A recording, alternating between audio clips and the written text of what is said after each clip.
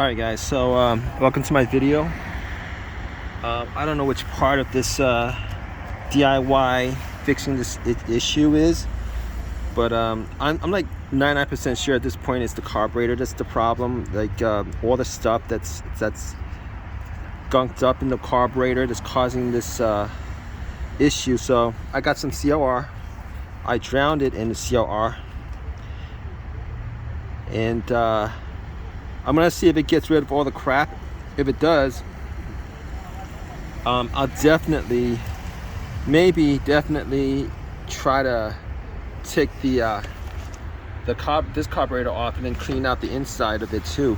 So I took the bowl off of this just to see. Now I'm like 99% sure that this is the exact carburetor that I need, because like 99% sure, not 100% sure, 99% sure. I don't know, but I might be wrong on this carburetor. This carburetor, this is what they bought. This is not what I bought. I bought another carburetor I threw out because it didn't work. I shouldn't have thrown that out. Should have just kept it. And anyway, as you guys can see, the hose here look a lot bigger. This bolt is a lot bigger. The holes are a lot bigger. I don't know about the rest of the carburetor, but like this hole might be a lot bigger. I'm not sure. No, I am sure that it's a lot bigger, and that might be the reason why it would just keep on cranking. It wouldn't start up, because I was looking at the holes on the OEM carburetor, and they were quite small. They're quite small. Like if you guys have this situation where you guys have a crank no start, like 99% of the time, you guys have a crank no start, but it fires up. It runs for a little bit and then it dies out.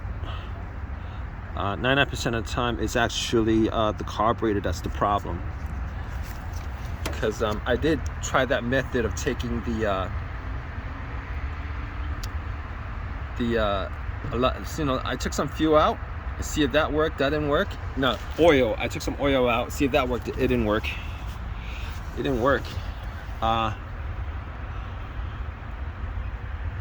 Anyway, it didn't work for me. And what else? What else am I going to talk about? It didn't work for me. What else?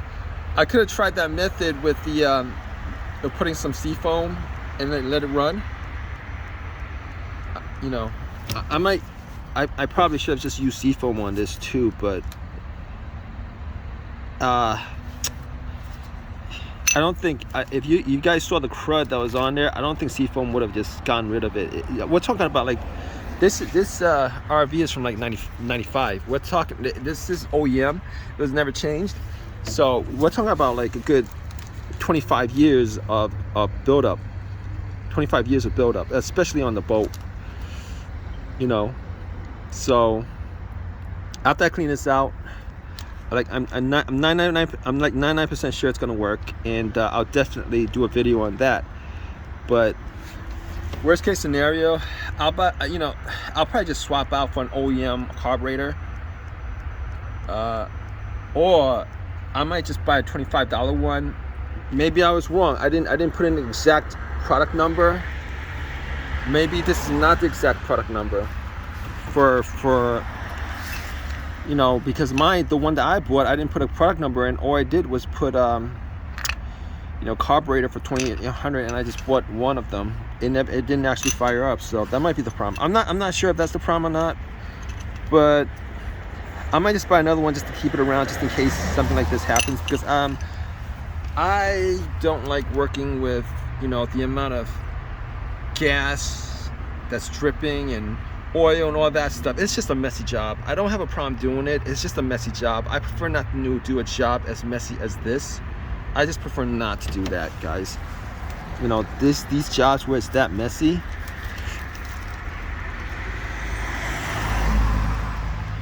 anyway, it's been sitting on CLR for a little bit. It seems like it's taking something off. I'm definitely gonna have to use a metal brush to look. This is like a lot, like 25 years worth of it's not even what's the word I'm trying to use? This right here is not even rust. It's just crap from the gas. It's not rust, it's just crap from the gas. Anyway, I'm gonna let that lay out there for an hour. It's gonna get dark soon, but I'm working on this. I've been working on this for like anytime I get a chance, I've been working on this, and it's been like 4 or 5 days driving an hour and a half to get another generator, and then trying to work on you know, trying to get this done. I just want this to work. Is what I want this to do. Trust me, if I could get like a $600, $700 generator, I wouldn't be working on this. I don't think. $1,500 to $2,000 for a generator. Seen these go for like $2,500 on eBay, Craigslist, or whatever.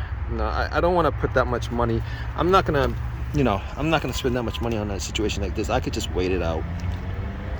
So I'm gonna take a wire brush. I'm gonna clean that out. If it works, I might just do seafoam on the rest of this. I could take it out, but I just don't like this stuff right here. I don't like, you know, that stuff. I don't like the lines, the metal poles that you gotta. Maybe it's easy if I actually did. Who knows?